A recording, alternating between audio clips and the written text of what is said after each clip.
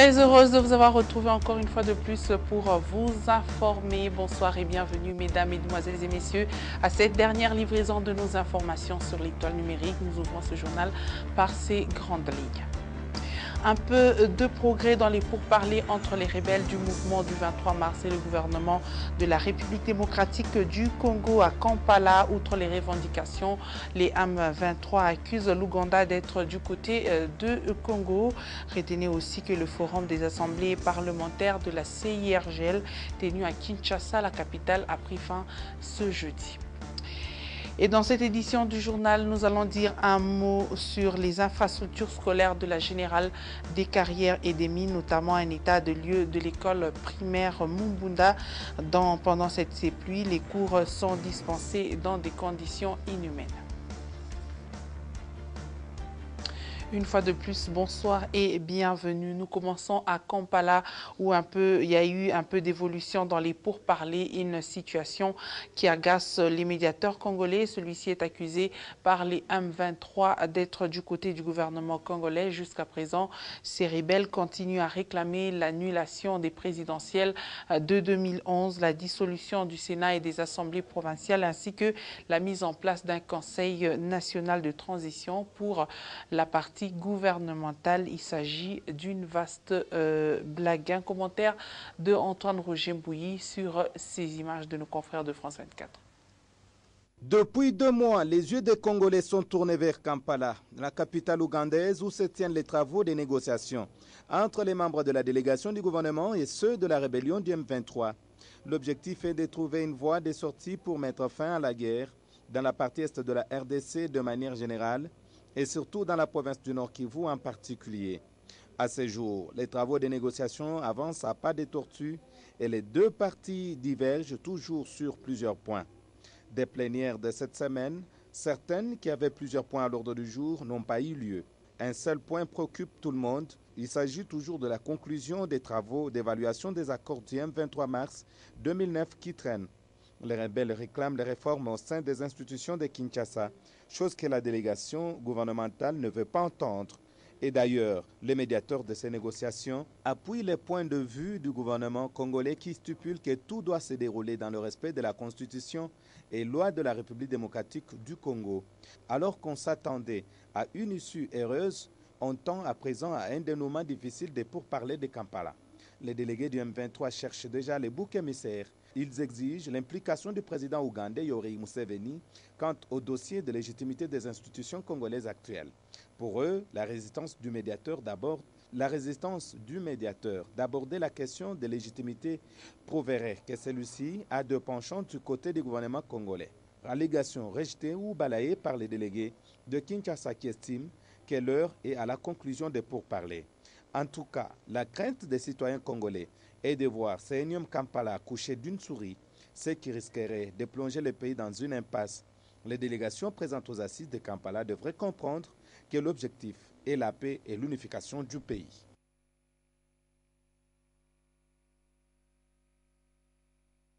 Restons sur le plan national pour parler de cette audience qu'a accordée le Premier ministre Matata Ponyo Mapon à l'ambassadeur de France en République démocratique du Congo. Celui-ci était accompagné d'hommes d'affaires français. Les 2 parties ont échangé sur la mise en place des contrats de désendettement. Regardez.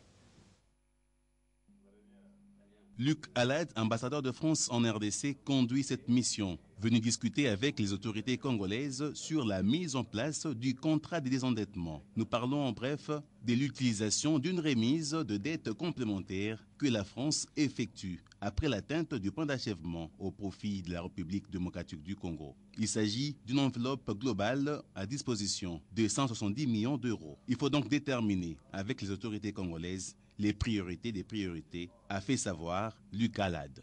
Le principe général, quand on intervient sous forme de C2D dans différents pays, et l'expérience que nous avons déjà accumulée de ce point de vue-là, c'est qu'on fait en général 2 contrats. Le Premier ministre souhaite qu'on aille vite et qu'on décaisse vite aussi, ce que, évidemment, souci que nous partageons. Maintenant, il faut aussi tenir compte de la préparation nécessaire des projets et des programmes. Donc, Le cadre envisagé a priori pourrait être d'un premier contrat d'une durée approximative de 3 ans et suivi d'un contrat immédiatement après d'une durée analogue, de façon à ce qu'on puisse adapter le deuxième contrat en fonction des acquis du premier ou des expériences menées. Mais pour l'instant, ça reste encore à définir de manière plus précise. Juste après la primature, la délégation s'est dirigée à la vice-primature en charge du budget. Avec les vice-premiers ministres Daniel Moukoko Samba, la délégation française a échangé sur notamment la durée pendant laquelle la RDC pourra utiliser ses financements d'une part et d'autre part, quels sont les points d'affectation sur lesquels ces financements doivent être utilisés pour financer les projets et les programmes de développement au profit de la République démocratique du Congo. Retenez que la mesure du gouvernement congolais relative à l'interdiction de la pratique du petit commerce par les étrangers sera formelle dès le mois de février prochain dans la province du Katanga. Néanmoins, les commerçants étrangers auront la latitude de vendre les pièces de réchange, les vêtements de luxe et d'évoluer dans le secteur de la pharmacie, nous disent Maurice Mazel et Fanfan Piana. Bientôt, le gouvernement provincial va procéder à l'interdiction formelle du petit commerce par les étrangers. À cet effet, le ministre provincial des Finances, Christian Mwando, a présidé une rencontre à son cabinet de travail à l'intention des membres de la commission de petites et moyennes entreprises et ceux du FENAPEC. Le ministre et ses interlocuteurs ont tenu à évaluer le résultat du petit commerce au Katanga. Nous avions laissé un temps pour que les expatriés concernés puissent liquider les stocks et que maintenant nous sommes prêts pour pouvoir passer au contrôle, à la phase contraignante, de manière à ce qu'on puisse contraindre tous les expatriés qui exercent le petit commerce dans les domaines qui ne sont pas autorisés à cesser d'exercer ce petit commerce. Parallèlement, nous allons appeler les petits commerçants et les commerçants moyens congolais pour une séance de sensibilisation parce que nous avons le sentiment aussi que les gens ont mal interprété la loi. Il y a des secteurs où le commerce de détail est autorisé aux expatriés. Il faudrait donc qu'on puisse expliquer aux concernés quels sont les secteurs où les expatriés peuvent encore exercer le commerce de détail et quels sont les secteurs où ils ne le peuvent plus. Donc d'ici lundi prochain, mardi prochain, nous allons tenir cette réunion avec tous les petits commerçants de manière à vulgariser la loi et pour eux et pour les expatriés de manière à ce que les expatriés qui ne sont plus concernés dans le petit commerce et le commerce de détail puissent cesser d'exercer ce commerce-là. Dès l'application de la mesure ministérielle, les expatriés pourront à la rigueur exercer le commerce en détail des pièces de réchange, des habits importés et des pharmacies. Toutefois, le ministre Mwando Simba Kabulo a promis que personne ne sera lésé et que tout se passera dans la quiétude. Nous parlons économie, retenez que la Standard Bank, connue sous le nom de Stanbic Bank, a fêté ses 150 ans depuis sa création et ses 20 ans d'activité en République démocratique du Congo. En rapport avec cette grande célébration, une manifestation a été organisée ce jeudi à laquelle ont été conviés tous les clients de Standard Bank. Regardez ce reportage de Consolate Kanja et Alex Tchonga. La Standard Bank, appelée encore Stanbic Bank en RDC, vient de totaliser ses 150 ans d'existence à travers le monde qui coïncide avec les 20 ans d'activité en République démocratique du Congo. Un événement riche en couleurs qui a été célébré à Lubumbashi au cours d'une soirée où toute la gamme de la clientèle de Standard Bank a été représentée. Compagnies multinationales, entreprises commerciales, corps consulaires et diplomatiques, organisations internationales y ont pris part en présence du ministre provincial des Finances, Christian Mwando, qui, à cette occasion, a encouragé la Standard Bank pour son émergence. Le groupe Standard Bank vient d'honorer la RDC en nommant à la tête de la filiale au pays et de la région subsaharienne, M. Eric Mboma. Ce dernier a donné l'historique du groupe et souligné la spécificité de Standard Bank, orientée aussi vers les mines. Je pense que peu d'entre vous connaissent une banque internationale ici qui est une présence qui s'amplifie, qui s'étend, comme nous sommes en train de le faire. C'est un investissement financier, certainement. C'est un investissement humain, assurément. encore une fois, une autre expression, en tout cas, de la foi des Congolais, du moins de Standard Bank et des Congolais de Standard Bank dans notre patrie. Donc voilà. Pourquoi le Katanga?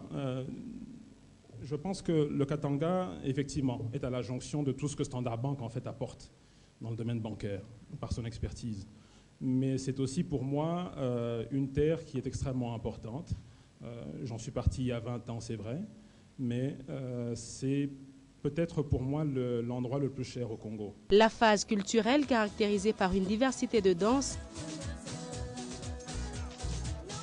ainsi que le partage du gâteau en forme du logo de Standard Bank ont couronné la fin de cette soirée.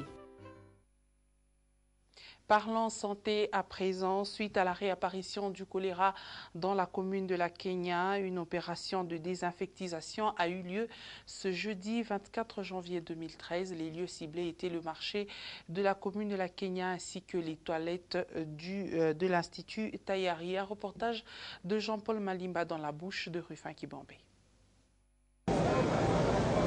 Dans l'objectif de prévenir l'épidémie de choléra au marché central de la Kenya, une opération de désinfectation et de désinsectisation a été lancée ce jeudi 24 janvier 2013. Dans les rayons, stands et toilettes, le bourgmestre de la commune Kenya, Gustave Ngoy, a présidé l'opération avec ses cadres de base en présence des vendeurs qui ont été sensibilisés sur le mode de transmission du choléra. Je demande à la population, si vous avez vu notre présence en ce moment, c'est la prévention des maladies de l'air sale. Donc, au niveau du marché central, vous-même vous avez vu, on est en train de désinfecter le marché central. Donc, à la population, aux opérateurs économiques, nous vous demandons de nous prêter la main forte. C'est-à-dire, là où vous exhibez vos activités, vous devez rendre propre votre lieu. Même opération au marché Sambo et Mimboulou, à l'Institut Tayari, où les élèves ont été sensibilisés sur le choléra. Donc, avant de manger, pour éviter de mourir, il faut d'abord se laver. Ok? Les habitants du quartier Brondo, où était il y a quelques jours le maire de la ville de Lubumbashi, ont vu leur maison, canalisation d'eau et toilettes désinfectées par cette forte équipe des sensibilisateurs conduite par le numéro 1 de la commune Kenya, Gustave Ngoy. Signalons que 247 cas de choléra ont été déclarés dans cette municipalité par des médecins. Parlons infrastructure scolaire avec cet état des lieux des écoles Mumbunda et Atoua de la Gécamine. Les bâtiments se détériorent dans les classes. Les élèves sont assis sur le sol 2 fois à 4 sur un banc. Et quand la nuit tombe, les bâtiments servent des lieux de passage ou de logis pour les malfaiteurs. C'est un constat de Linda Lukalou et Christian Odia.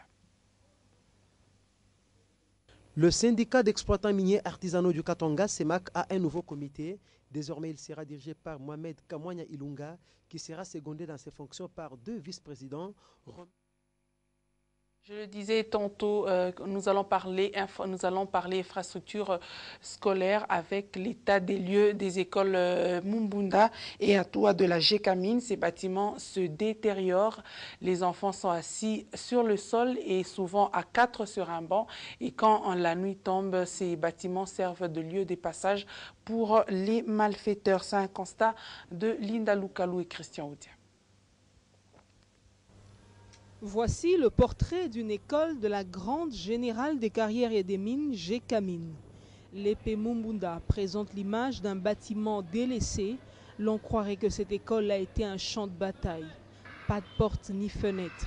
Lorsqu'il pleut, la toiture sointe et les élèves se rangent dans un coin. Dans cette école située en plein centre-ville de Lubumbashi, 4 élèves partagent un banc. Pire encore, les élèves s'assoient même le sol. Pourtant, selon une certaine organisation, c'est la province du Katanga qui a doté le plus d'écoles en banc. Dans ces conditions d'études, les résultats ne peuvent être que médiocres. Ces tout petits s'inquiètent de leur avenir.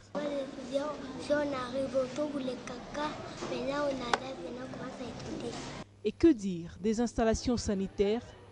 Il n'y en a pas. Un bâtiment abandonné sert de lieu d'aisance. En saison pluvieuse, un coin de classe peut toujours servir. Les tableaux de l'épée Mumbunda ne sont plus noirs. Des tas d'immondices entourent les classes opérationnelles. La Gécamine a délaissé ses écoles. L'on a enregistré au cours de la même semaine des dégâts à l'épée Atoua, encore une école de la Gécamine. Ici aussi, il n'y a ni porte ni fenêtre, pas de lieu d'aisance. Lors des dernières pluies enregistrées à Lubumbashi, les élèves en ont été victimes. La toiture est tombée sur les jeunes apprenants au point de causer des pertes en vies humaines. L'on se demande seulement si à ce stade, la grande générale des carrières et des mines est encore à même de gérer ces écoles. Et cette cérémonie de remise et reprise qui a eu lieu ce jeudi au CEMAC, désormais le comité de crise sera dirigé par Mohamed Kamwanya qui sera secondé de 2 vice-présidents. Edouard Kankou nous en parle. Le syndicat d'exploitants miniers artisanaux du Katanga, CEMAC, a un nouveau comité. Désormais, il sera dirigé par Mohamed Kamwanya Ilunga, qui sera secondé dans ses fonctions par 2 vice-présidents, Romain Nawezi et Popol Mbal, chargés respectivement de l'administration et des finances. Cette décision vient du collège des fondateurs du CEMAC, qui a destitué l'ancien comité que dirigeait M. Paul Makonzo d'Alberto. Il s'agit en fait du contenu du communiqué numéro 001-CEMAC-2013 du 11 janvier 2013, portant la déchéance du comité Paul Makonzo. La cérémonie des remises et reprises entre l'ancien et le nouveau comité s'est déroulée ce jeudi 24 janvier 2013 en présence du huissier de la cour d'appel de Lubumbashi. Ce dernier a constaté l'absence du président de l'ancien comité. Qu'à cela ne tienne, du moins la remise et reprise s'est effectuée entre l'un des membres de l'ancien comité et le secrétaire général du nouveau comité. La mission que s'est assignée le nouveau comité de crise est de redynamiser les activités du CEMAC dans l'encadrement des exploitants miniers et artisanaux. Et suite aux pluies qui s'abattent sur la ville de Lubumbashi, la route Kiwele est menacée d'érosion. Le danger provient des eaux de ruissellement du quartier Kabecha et de la Roachi. Et pour résoudre ce problème, l'Office des voiries et drainages, sous financement du gouvernement provincial du Katanga, avec l'aide de quelques partenaires, se mettent à reconstruire ces caniveaux pour protéger la route. C'est un reportage de Léon Magloire Monga et Richard Chimba. Son tronçon compris entre l'Institut Njanja et le quartier Congo, la route Kiwele est menacée d'érosion par l'eau de ruissellement en provenance de la commune Roachi et du quartier Kabecha.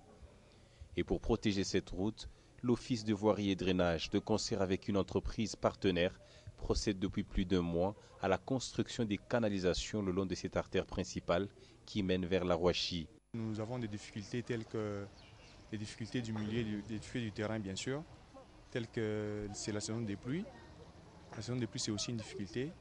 La saison des pluies est comme aussi un défi, mais ce n'est pas un défi qui est difficile à relever.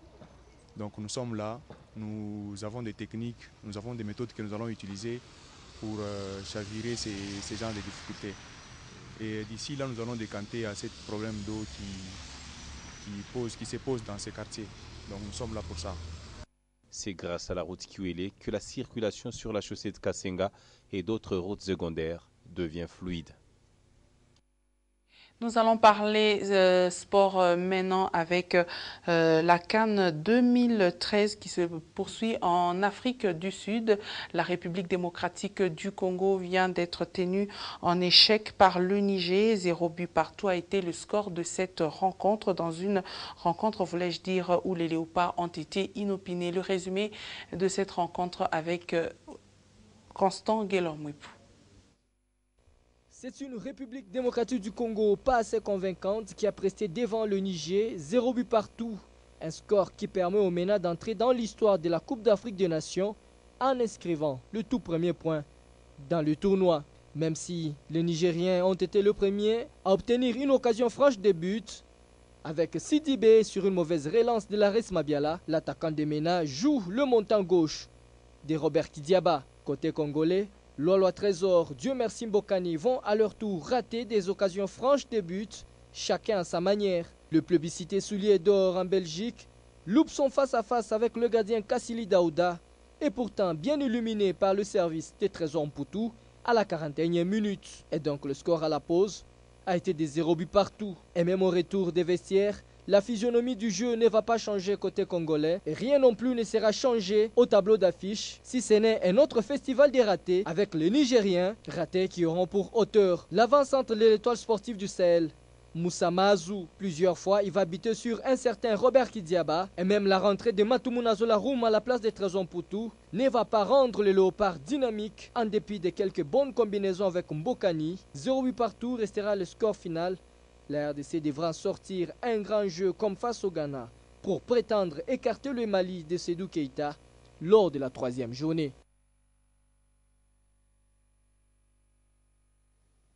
Et cette première victoire du Ghana à la 29e Coupe d'Afrique des Nations, c'était contre le Mali. 1-0 était le score de cette rencontre. Les temps forts avec Pascal Mwangala. Service minimum pour le Ghana contre le Mali. Une courte mais très précieuse victoire 1-0.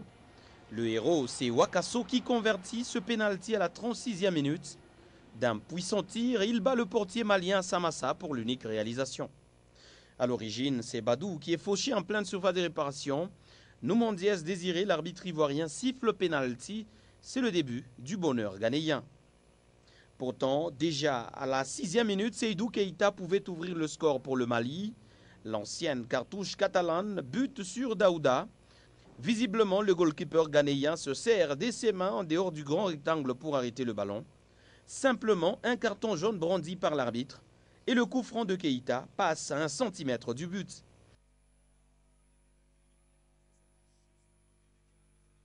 La réponse des Black Stars arrive à la 34e minute. Le coup franc de Wakaso trouve la tête du grand Badou, mais le ballon frôle le poteau. En deuxième période, c'est le Ghana qui s'offre le plus important des occasions. Mais Asamoah Gyan et ses coéquipiers sont moins efficaces pour la concrétisation. Alors qu'en face, les Aigles de Mali de Patrice Carteron sont sans expérience pour renverser la tendance. 1-0, le Ghana s'impose et s'empare de la tête du groupe B avec désormais 4 points. En attendant, les résultats, Niger, République démocratique du Congo.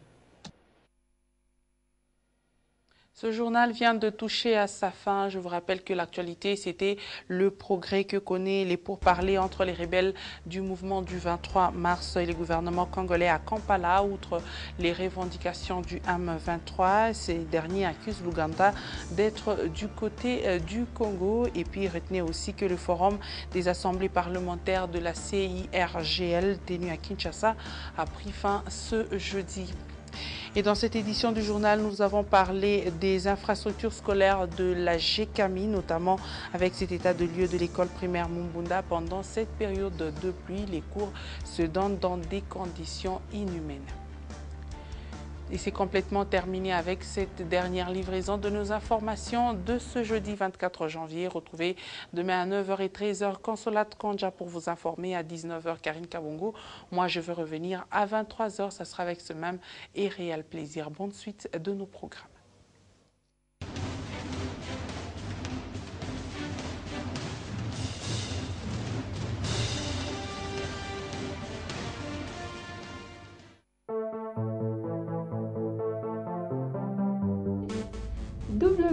www.nyota.net,